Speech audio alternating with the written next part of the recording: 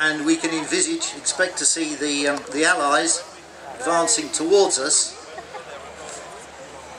coming from the far side of the arena. The reconnaissance units have come under fire. They've debussed. The infantry support units are taking up position, anticipating the arrival of the Allied forces, who will be advancing, as I say, from the other side of the arena.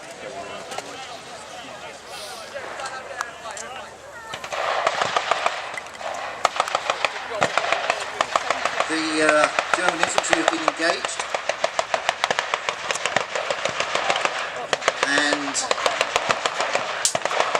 I think we can see Allied forces, as represented by the United States, coming in from the far right of the arena.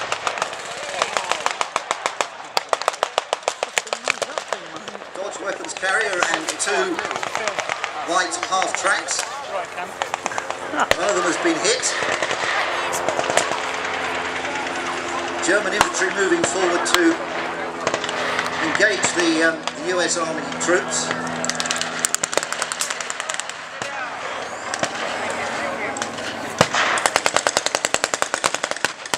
Who are now withdrawing, clearly envisaging or anticipating a heavier German force here. The United States unit would have been a reconnaissance unit, indeed using half-tracks like this.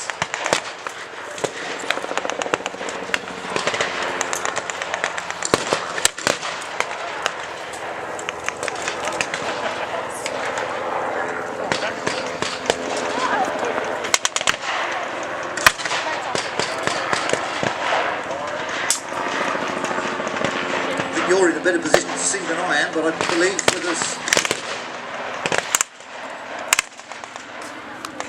some more US forces further back behind the ridges, and we've got one of the half-tracks now withdrawing. The anti-tank gun, German anti-tank 75mm pack anti-tank unit, opening fire on the withdrawing US forces.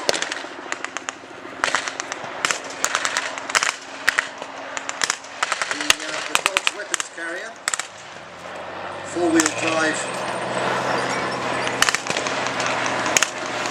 section unit, US Army also pulling back now.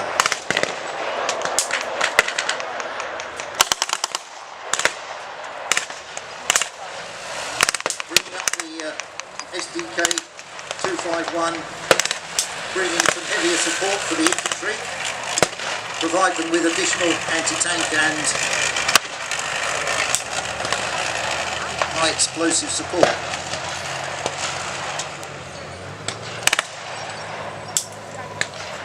Now we see the Mark III tank with an infantry support unit moving forward. Here you can see the infantry keeping close behind the tank, using the tank for protection. Their role is to engage and knock out any enemy anti-tank units, which the tank themselves might not be able to see, and also anybody with a bazooka. Infantry units, US Army infantry unit might be hiding somewhere with a bazooka. The German infantry behind the tank, their role is to make sure that that is knocked out before it has a chance to fire at the tank.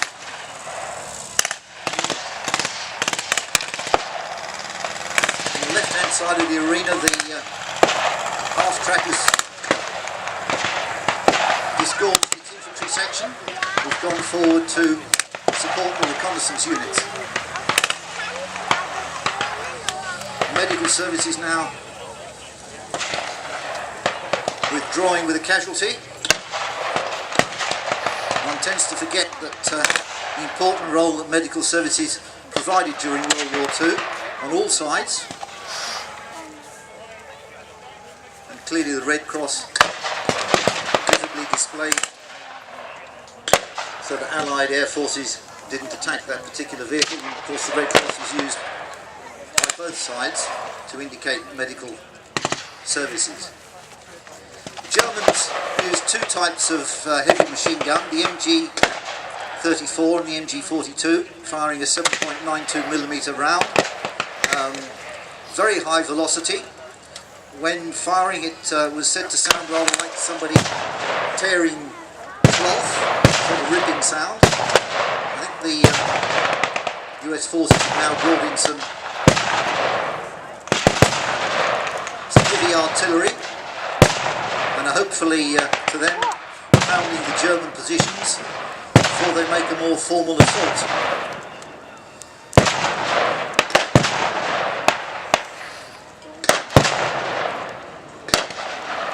The MG42 was used by the Germans from about 1942 until the end of the war, and indeed was adopted by the Bundeswehr, the post-war German army, as their standard medium-heavy machine gun, except that they changed it to... Nice smoke ring. Great smoke ring. Well done. They changed it to the 7.62 NATO round, but otherwise it's exactly the same weapon as used by the Wehrmacht, the German army, in from 1942 to the end of the war. Now we can see some heavy stuff coming in the back. The US reconnaissance unit has pulled up the big boys, and first into the arena is the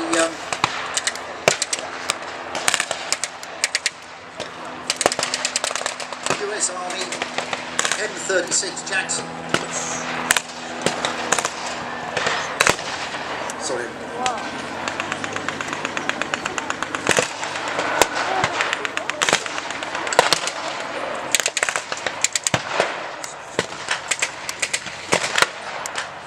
So that's for the introduction, ladies and gentlemen. Allow me to introduce myself. You may have heard the story about an SES patrol in 1990-91 where things kind of went wrong. I want you to look at this, ladies and gentlemen, because I represent an organisation called PTSD Worldwide. If you read the book War II, you may know me as being Dinger. I have here a bucket in my hand. Here around the arena, there are a couple of other people with buckets. It takes £600 to help one combat veteran to overcome PTSD. So any of your help, whether it be a pound, whether it be 50 pence, whatever you can spare, will help somebody overcome PTSD. I'm going to be around very shortly on this hill here, and any contributions will be helpful. Thank you. Thank you very much indeed. As you say, any contributions very gratefully received. We may be enacting a battle here. There are a lot of people in Afghanistan doing the real thing, and they need our support. Right, so we have the US forces moving forward.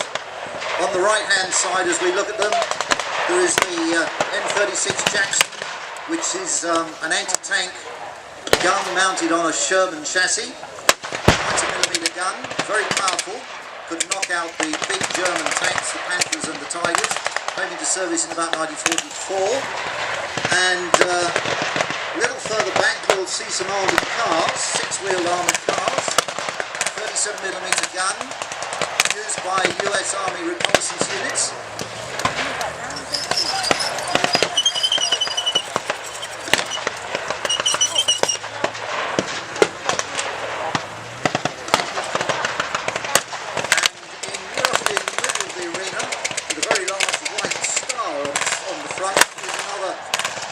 US Army,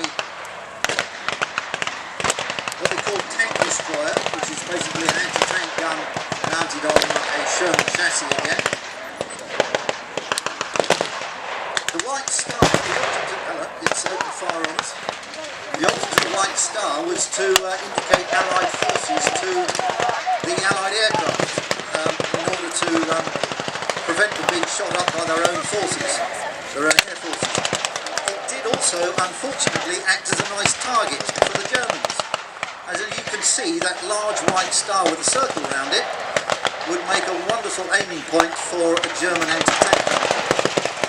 And as the war went on, the Allies tended to paint them out or rub them out or cover them up to disguise the large white star.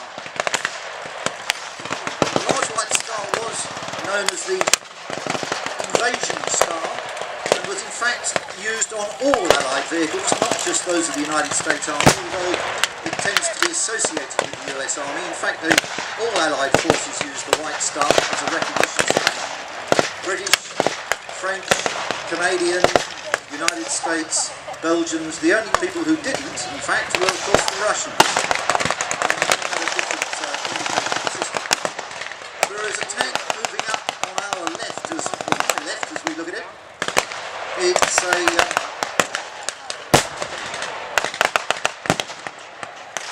a general traffic. It's a reconnaissance tank, 75mm gun, very fast. Used in 1944, used by the Americans and the British, as I say, as a reconnaissance tank, and will be much the same equivalent in firepower as the Mark III or Panzer III. It's we've got two white scout cars in support. Infantry, again, much the same idea. The infantry support the tanks that you can see in the middle of the arena. The US infantry engaged in a close combat. And now we've had the 251 has been hit. Smoke gushing from the front. US forces now moving forward to the centre. German capital tank has opened fire. German forces now withdrawing. The American pressure is getting heavier.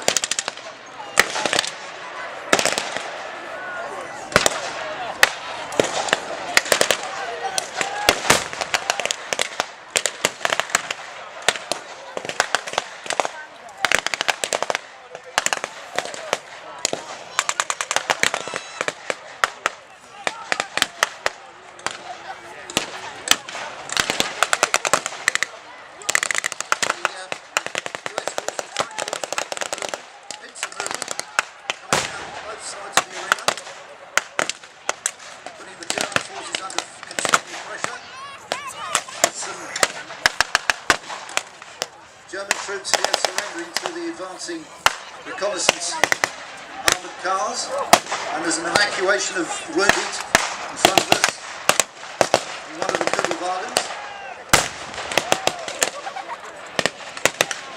More heavy gunfire support from the Czech tank.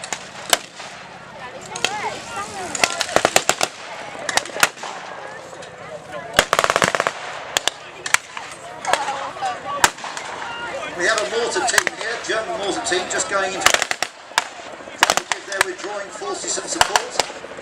Probably a combination of high explosive and high explosive smoke shells.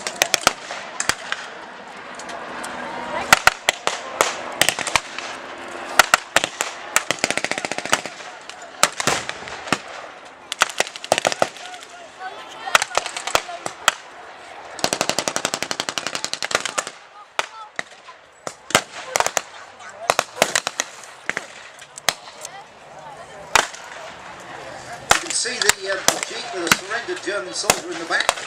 It's got a 30 caliber machine gun mounted on the passenger side. Typical installation for a reconnaissance jeep.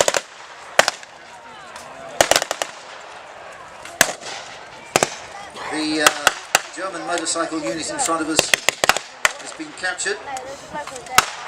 American troops on our left are gradually moving forward to outflank the German troops behind the armoured personnel carrier.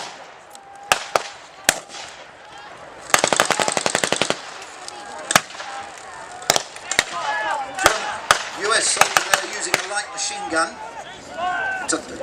It's a late version of what we popularly think of as the Tommy gun.